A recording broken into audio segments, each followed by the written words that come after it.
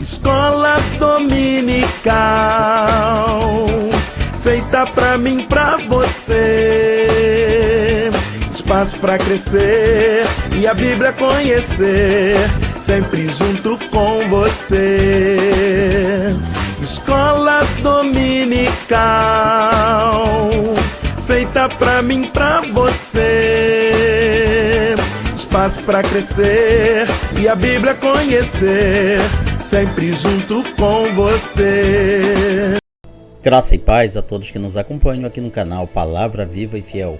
Vamos para o estudo da nossa 8ª lição do trimestre, em 2 Coríntios, capítulo 8, oferta e compartilhamento. O texto áureo nos fala: pois conheceis a graça de nosso Senhor Jesus Cristo, que sendo rico, se fez pobre por amor de vós, para que pela sua pobreza vos tornasseis ricos. Em 2 Coríntios, capítulo 8, versículo 9. A leitura bíblica com todos está em 2 Coríntios, capítulo 8, versículos 1 a 15, e a verdade prática nos fala que a fé genuína e o amor pelo próximo se mostram eficazes através dos atos de partilha voluntária. Os hinos sugeridos da APA Cristã são os de número 5 e 410. Antes de prosseguirmos para o comentário da lição, lembre de deixar o seu like, o seu curtir nesse vídeo. Lembre também de compartilhar com seus amigos, parentes e irmãos em Cristo, nos ajudando assim a espalhar a boa semente aos corações. Caso você tenha alguma dúvida sobre algum do ponto da lição, pode deixar nos comentários que nós responderemos rapidamente. Também pode deixar o seu comentário sobre o que você achou do estudo da lição, qual a sua impressão sobre os assuntos trabalhados. Com tudo isso, você nos ajuda a informar ao algoritmo do YouTube que este vídeo é relevante e assim ele será sugerido para mais pessoas. Passemos então ao comentário da lição. A introdução da lição nos fala que a experiência pastoral de Paulo lhe permite entender que a igreja em Corinto precisava selar seu arrependimento com uma atitude prática. A fim de estimulados à prática da caridade, ele menciona o exemplo das igrejas da Macedônia. Primeiro tópico, o desprendimento material. Paulo passa a falar dos frutos do evangelho nas cidades pobres da Macedônia. O objetivo é encorajar os coríntios a seguir o exemplo de generosidade daquelas igrejas. Primeiro tópico nos fala sobre tesouros de generosidade, porque por meio de muita prova de tribulação, manifestaram abundância de alegria, e a profunda pobreza deles superabundou, ou seja, foi muito maior, em grande riqueza da sua generosidade. Após as boas notícias trazidas por Tito e o encontro com ele na Macedônia, Paulo relata os êxitos que o seu ministério alcançou por lá.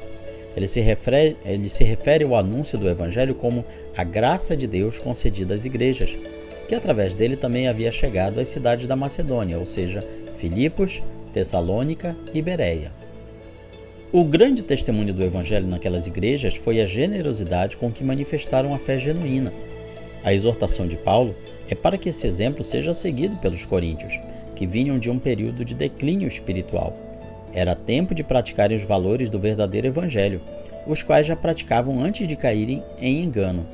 Na Macedônia, os irmãos viviam no meio de muita prova de tribulação, e era sabida a profunda pobreza deles. Apesar disso, manifestam abundância de alegria, e a sua pobreza superabundou grande riqueza da sua generosidade.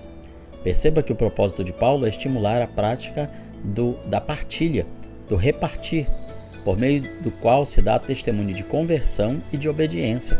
Ao mencionar a generosidade das igrejas que têm poucos recursos, Paulo estimula a mesma prática entre os coríntios. Então, o que ele está fazendo é dizer: os crentes da região da Macedônia é uma região pobre, é uma região difícil, uma região atribulada, mas eles contribuíram muito, eles ajudaram muito. E vocês, coríntios, que vivem numa região muito boa, muito rica, vocês vão perder para eles? Vocês vão fechar as mãos para os necessitados? Isso porque naquela época estava sendo realizada uma grande coleta de ajuda para os crentes que viviam na região da Judéia, onde passava uma grande fome. Então, os crentes das outras regiões eram estimulados a contribuir com dinheiro, com mantimentos, para ajudar os irmãos carentes que viviam nesta região lá da Judéia. A igreja mãe, digamos assim, porque tudo começa ali em Jerusalém. Segundo item, iniciativa voluntária. Os coríntios sabiam desde a primeira carta que Paulo queria fazer uma grande coleta para socorrer a igreja na Judéia. Está lá em 1 Coríntios, capítulo 16. Ao tocar nesse assunto, a intenção é ensinar a partilha nascida da compaixão íntima pelos que sofrem. Os coríntios são exortados a esse nível de compromisso com o corpo de Cristo, no qual tanto os ricos quanto os pobres partilham movidos pela graça. Por isso, Paulo cita o exemplo das igrejas que tinham pouco e, apesar disso, pediam a graça de participarem da assistência dos santos. Ou seja, aquelas igrejas da região da Macedônia, mesmo podendo dizer: nós somos muito pobres, nos deixem de fora dessa coleta, nós mal temos para nós. Era justamente o contrário. Os crentes da Macedônia pediam que eles queriam participar dessa coleta. Eles eram pobres, sim. Eles tinham pouco, sim. Mas eles queriam ajudar. O que leva à alegria de partilhar o pouco disponível? A resposta a essa pergunta está na lição que os coríntios aprenderam. Deram-se a si mesmos, primeiro ao Senhor, depois a nós, pela vontade de Deus. Ou seja, os crentes ali da região da Macedônia se entregaram a Jesus quando se submeteram ao pastoreio de Paulo. Por isso, ninguém melhor do que Tito, que testemunhou a nova atitude e o arrependimento dos coríntios, para coletar tudo o que prometeram partilhar antes dos erros cometidos. Ou seja, o mesmo sentimento que os crentes da Macedônia manifestaram de participar da coleta para ajudar os crentes em Jerusalém, assim também agora os coríntios deveriam manifestar. Terceiro item, a força do exemplo. Como, porém, em tudo manifestais superabundância, tanto na fé e na palavra como no saber, e em todo cuidado e em nosso amor para convosco, assim também abundeis nesta graça. Então veja que ele utiliza muito a questão da palavra abundância, ou seja, contribuir além dos limites, além do normal, de uma forma extraordinária. O apóstolo menciona favores e dons que a igreja em Corinto já manifestava: fé, habilidade de oratória, conhecimentos variados, zelo, caridade pelos ministros do Evangelho. Contudo, ainda lhes faltava a generosidade. Faltava eles abrirem a mão para contribuir com os próximos. Nesse contexto, Paulo está se referindo à partilha como gesto de quem sente a necessidade do outro como se fosse a sua própria. É a empatia, é saber se colocar no lugar do outro. Não se trata de se considerar bom por fazer doações, mas de se sentir responsável, ou seja, compungido a responder a um apelo. Esse nível de compromisso com a vida do irmão exige que não tenhamos nenhum benefício nem presunção de vaidade. Paulo escreve em tom de convite, em tom de proposta irrecusável. Ele não ordena que ninguém participe da coleta, propõe que aproveitem a oportunidade para provar, pela diligência de outros, a sinceridade do vosso amor. Amor não é apenas dizer que ama. Amar são ações, são atitudes. E aqui ele está chamando os crentes em Corinto a mostrarem o seu amor através da sua contribuição. Segundo tópico, gesto de sinceridade, amor e igualdade. Cada uma das nossas atitudes deve refletir o padrão de amor excelente praticado por Jesus. Por isso, Paulo recomenda que os coríntios experimentem tal entrega participando da grande coleta em favor da igreja na Judéia. O primeiro item nos fala sobre o exemplo de Jesus. Pois conheceis a graça de nosso Senhor Jesus Cristo, que sendo rico, se fez pobre por amor de vós, para que pela sua pobreza vos tornasseis ricos. Paulo vê a participação na coleta em favor da igreja na Judéia como um desafio oportuno para os coríntios.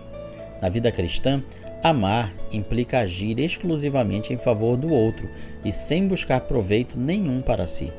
Para que ninguém se sentisse merecedor de honras, Paulo recomenda que olhem para Jesus e compreendam o efeito transformador da mensagem da cruz. Quem entende o que Jesus fez não cultiva a soberba. Antes, sente-se compungido a cuidar dos irmãos, deixando para trás toda vaidade e rivalidade. Se de fato haviam entendido a mensagem da cruz, deveriam retomar a prática da partilha sincera que antes havia entre eles. Ou seja, os crentes de Corinto, antes de toda esta confusão, eles eram pessoas generosas. Eram pessoas que abriam a mão para ajudar os mais carentes. E agora eles tinham perdido isso. Eles haviam saído do rumo espiritual. Então, já que agora eles se manifestavam no sentido de voltarem ao primeiro amor, Paulo está dizendo a eles: provem que vocês realmente mudaram. Ajudem os mais necessitados que estão lá na região da Judéia. Colaborem, contribuam com eles. O segundo item nos fala de boa vontade e proporcionalidade, porque se há boa vontade, será aceita, conforme o que o homem tem, e não segundo o que ele não tem. Paulo ensina que a boa vontade é condição para que a oferta seja aceita por Deus. Boa vontade é a motivação que nos leva à alegria de servir. Portanto, a má vontade não significa apenas o gesto a contragosto, mas, sobretudo, o gesto correto, movido por intenções erradas. Infelizmente, há quem veja na necessidade e na miséria uma oportunidade para promover a própria imagem e assim perceber vantagens pessoais. A boa ação é movida pela motivação errada. Ela se torna, na verdade, algo inútil. Fazer o certo pelos motivos errados vale pouco ou não vale nada. Ninguém pode passar a prática da boa vontade se não estiver motivado pelo cuidado com seu irmão. Não precisamos doar tudo que temos, pois partilhar com alegria o quanto for possível é mais agradável a Deus do que fazer grandes ofertas, além das posses, e depois se lamentar por isso. Deus não exige sacrifícios além das posses de cada um, mas também não nos permite a indiferença ao sofrimento do irmão. Portanto, o que Deus está nos chamando é para contribuir da maneira certa, na medida certa, conforme as nossas posses e de uma maneira que agrade a Deus. Terceiro item: a partilha gera igualdade, de modo que a abundância daqueles venha a suprir a vossa falta, e assim haja igualdade. A igreja em Corinto era uma igreja rica, era abundante em condições materiais. A cidade de Corinto em si era uma cidade rica, era um grande entreposto comercial. Portanto, ela poderia contribuir enormemente para o alívio das privações sofridas pelos irmãos que estavam na Judéia. A Judéia passava por uma época de fome, de seca, de dificuldade, e aquele momento era a hora dos crentes que haviam sido alcançados pelo evangelho que começou na Judéia agora retornarem com amor. Tal gesto, feito no presente, era valioso para que posteriormente a abundância daqueles venha a suprir a vossa falta quanto às necessidades espirituais, pois a oferta que preparavam acontecia enquanto oram eles a vosso favor com grande afeto. Ou seja, os crentes da igreja lá em Jerusalém, na região da Judéia, eles estavam precisando de bens materiais. O que eles podiam retribuir era de forma espiritual, com as suas orações. Então o que Paulo está dizendo é que estas orações, essas intercessões, faziam como que um equilíbrio. Uma igreja tinha pouca espiritualidade, mas tinha muitos bens materiais, e outra era o contrário. Então com isso elas se equilibravam. A espiritualidade de uma colaborava, equilibrava a materialidade de outra. Deus instruiu a partilha justa, de forma que o que muito colheu não teve demais, e o que pouco colheu não teve falta. Ou seja, Deus, ele dá a colheita conforme aquilo que nós podemos administrar. Vale observar que a economia do reino de Deus gera vantagens maiores que o investimento, pois os que doam ajuda material recebem os bens espirituais, que são muito mais valiosos. Quando nós colaboramos com nossos bens materiais, muitas pessoas que são ajudadas por nós não têm bens materiais, nem hoje, nem nunca, que possam nos retribuir. O que elas podem fazer é orar por nós, é abençoar a nossa vida. E isso é tão ou mais importante do que os bens materiais que nós doamos para ajudar essas pessoas. Portanto, quando elas dizem que Deus te abençoe, que Deus te pague, que Deus te recompense, isso é muito mais valioso do que as bênçãos materiais que nós doamos para essas pessoas. Terceiro tópico: cuidado com as ofertas. Paulo resolve destacar o exemplo pessoal de Tito como forma de serviço fraterno. Junto com Tito, outros irmãos escolhidos pelas igrejas participariam da coleta e juntos levariam a oferta à igreja da Judéia. Primeiro item, a disposição de Tito, porque atendeu ao nosso apelo e, mostrando-se mais cuidadoso, partiu voluntariamente para vós outros. Ainda segundo o raciocínio acerca da boa vontade, Paulo cita o exemplo de Tito. A atitude dele ilustra bem a prática do amor cristão, pois ele se apresentou voluntariamente para a tarefa de voltar a Corinto e organizar a oferta. Tito não prevê qualquer tipo de vantagem pessoal. Sua motivação é ver a nova realidade espiritual dos irmãos de Corinto e, além disso, ter a possibilidade de ministrar acerca de tudo que já foi coletado na Macedônia. Junto com Tito, Paulo envia também o irmão cujo louvor no Evangelho está espalhado por todas as igrejas, que o escolheram para desempenho desta graça ministrada por nós. Não sabemos quem era aquele irmão, mas ambos, ou seja, Tito e esse irmão anônimo, desejavam apenas servir com disponibilidade em proveito da igreja. Um terceiro irmão muito bem recomendado se junta a essa equipe, como veremos mais adiante. Então a tarefa desse trio de irmãos era organizar as ofertas, a coleta na igreja de Corinto e levar para a região da Judéia. Segundo item, proceder honestamente, pois o que nos preocupa é procedermos honestamente, não só perante o Senhor, como também diante dos homens. Ao apresentar as melhores referências acerca da conduta daquele irmão que foi eleito pelas igrejas para ser nosso companheiro no desempenho desta graça, Paulo está demonstrando que a escolha do obreiro foi honesta e coletiva. Esse cuidado em mostrar total isenção e transparência na realização das coletas das ofertas é compreensível. Afinal, ele já havia sido duramente caluniado pelos coríntios. Então, como agora passa a se tratar de dinheiro da igreja, o apóstolo Paulo faz todo um cuidado, ele faz toda uma transparência, colocando pessoas capazes e confiáveis, honestas, para uma tarefa tão importante quanto essa, ou seja, arrecadar dinheiro naquela igreja e levar esse dinheiro para os crentes na região da Judéia. Teria que ser pessoas de muita confiança.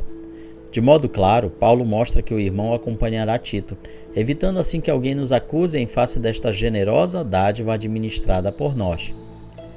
Ou seja, para que ninguém levantasse alguma calúnia de que aquele dinheiro estava sendo desviado, uma parte ou todo ele, para outros interesses que não ajudar os crentes da Judéia. Acostumado a apresentar defesas contra as frequentes calúnias e acusações, Paulo age com cautela quando se trata dos adversários que espreitam uma oportunidade para inventar uma mentira e tentar envergonhá-lo. Então veja que essa cautela que o apóstolo Paulo mostra é uma cautela que todos nós devemos ter na igreja, seja grande ou pequena, quando estamos lidando com dinheiro da congregação. Costuma-se dizer que quando se chega no bolso, sai o espírito e entra a carne. É algo que pode dar muita oportunidade a falatórios. Então, qualquer obreiro, qualquer obreira precisa ter muita vigilância e cautela quando for lidar com assuntos ligados a dinheiro, a contribuições da igreja. Para alguma finalidade específica, a prestação de contas de forma honesta é essencial, de forma a evitar falatórios, de forma a que a confiança da igreja naquele obreiro, naquela obreira, quanto a questões de dinheiro, questões materiais, não sofra nenhum problema. O valor arrecadado era alto, uma generosa dádiva, justificava o cuidado de enviar com Tito alguém escolhido pelas igrejas, para que diante dos homens, como diante de Deus, procedessem honestamente. Que grande lição do apóstolo Paulo para nós.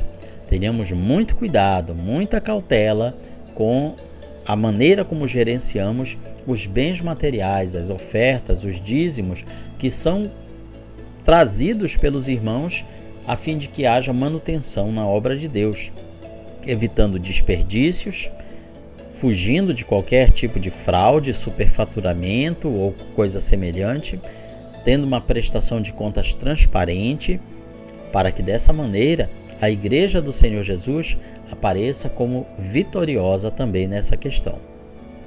Terceiro item, companheiros de missão com Tito. Quanto a Tito, é meu companheiro e cooperador convosco, e quanto a nossos irmãos, são mensageiros das igrejas e glória de Cristo. Então aqui, quando ele fala de irmãos, ele está falando de pelo menos mais uma pessoa. Um terceiro irmão também integrou a equipe que foi enviada a Corinto. Tratava-se de um irmão cujo zelo, em muitas ocasiões e de muitos modos, temos experimentado. Essa observação é importante porque Paulo afirma que o terceiro emissário se tornou ainda mais zeloso pela muita confiança que passou a ter na generosidade da igreja de Corinto. Todo esse destaque acerca das expectativas de Tito e dos demais em relação aos sucessos da coleta é uma eficiente maneira de desafiar os coríntios a cooperarem. Afinal, as igrejas da Acaia, as da Macedônia e as da Judéia contavam com eles. Eram as igrejas que estavam passando por muitas dificuldades materiais e precisavam da coleta do dinheiro que as demais igrejas, incluindo a de Corinto, estavam enviando. O apelo vem ao final. Manifestai, pois, perante as igrejas a prova do vosso amor e da nossa exultação a vosso respeito na presença destes homens. O que Paulo está querendo dizer é: mostrem para as igrejas que realmente vocês têm o amor de Deus na sua vida. Mostrem que o nosso elogio a vosso respeito é verdadeiro. Nós elogiamos vocês, coríntios. Não nos deixem decepcionados. Mostrem que realmente vocês são merecedores de tudo aquilo que nós falamos de bom a vosso respeito. Concluímos com a nossa aplicação pessoal. A partilha generosa deve ser testemunho prático de unidade da igreja para a glória de Deus na terra. Com isso, fechamos a nossa 8ª lição deste trimestre na sua revista do Programa de Educação Cristã Continuada. Na sua escola bíblica dominical você vai comparecer e com certeza aprender muito mais. Comente, curta, compartilhe este vídeo, nos ajude a espalhar a boa semente aos corações. Que Deus nos abençoe.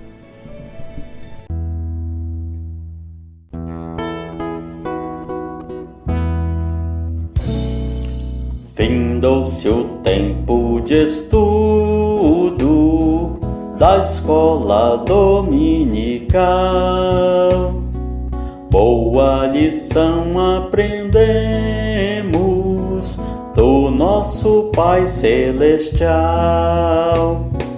Despede-nos, Jesus Cristo, em tua paz e amor, e nos concede para sempre o teu celeste favor.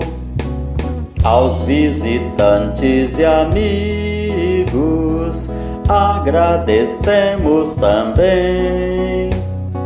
Que a paz de Deus reine em todos e até domingo que vem.